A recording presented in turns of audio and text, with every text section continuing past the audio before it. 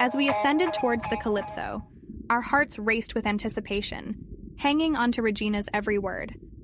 She wove a tale that blurred the lines between history and legend, shedding light on a dark chapter of the past. At the height of their madness, Regina began, her voice intense, the Nazis became obsessed with the idea that their imagined pure and white Aryan race had originated from the lost city of Atlantis, and it was the archaeological findings from Crete that caught their attention. She described how Émile Gilliaron and his son, artists working under the renowned archaeologist Sir Arthur Evans, had taken 2 small fresco fragments and, with bold creative license, reconstructed them into a scene depicting men running with spears, 2 dark-skinned and 1 light-complexioned figure leading the charge. Evans interpreted it as a Minoan captain leading the first of a Negro troop at a run. Regina continued, her eyes flashing with anger. He drew parallels with enslavement and colonialism, even though none of these conclusions could be drawn from the original fragments. But the Nazis, who had previously discarded any connection between Crete and Atlantis, suddenly saw an opportunity. As Regina spoke, I could almost feel the weight of history pressing down upon us, the ghosts of the past whispering their secrets in the shadows of the submersible. And then she introduced a figure who seemed to step out of the pages of a novel. John Pendlebury, a British archaeologist who had become deeply connected to the Cretan people and their struggle. Pendlebury had earned the love and respect of the Cretans. He knew the island like the back of his hand, every peak and canyon, every shepherd and villager.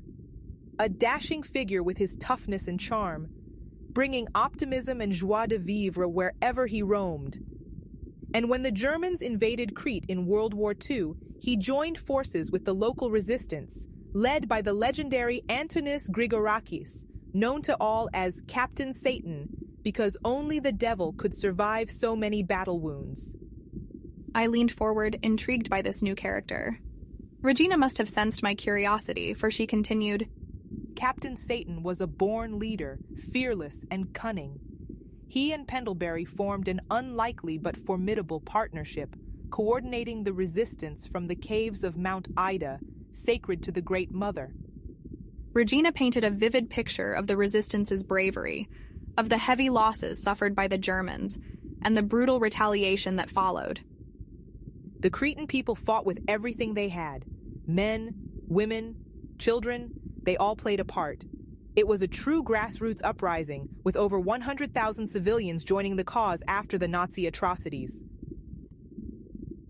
We will add a place in our records, jointly occupied by Captain Satan and Pendlebury, symbolizing the real soldiers and amateur soldiers, scholars, archaeologists, writers, shepherds, priests, school mistresses, men and women from all over the world who fought pure evil, not for empire or resources or fame, but to protect humanity itself.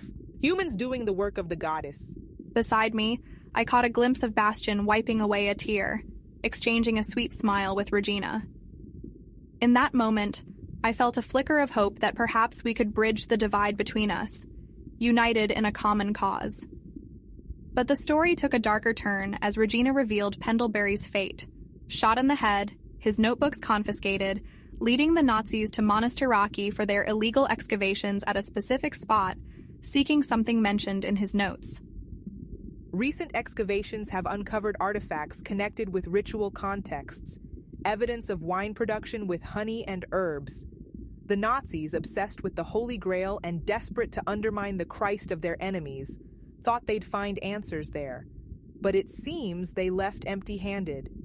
As Regina's words faded into silence, a chill ran down my spine. My exhausted mind raced, piecing together the fragments of information like a complex puzzle.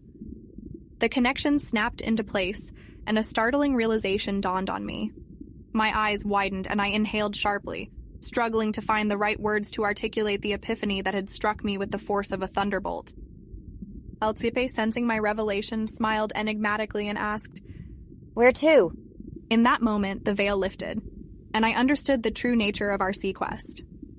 It was a test, an elaborate dance designed to gauge our values, our ambitions, and our capabilities.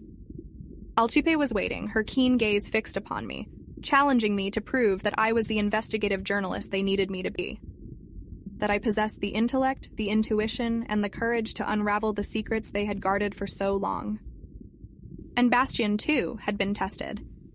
His quest had been a trial by fire, a crucible in which his willingness to adapt, to trust, even in the face of cynicism and doubt, had been forged and tempered. I knew that my next words would be a defining moment, a chance to demonstrate my worth and cement my place in this extraordinary endeavor. I took a deep breath, gathering my thoughts, and spoke with a clarity and conviction that surprised even myself. "To the library, please," I said simply, my voice steady and assured. "To Monastiraki." Alcipe's smile widened, and I saw a glimmer of approval in her eyes.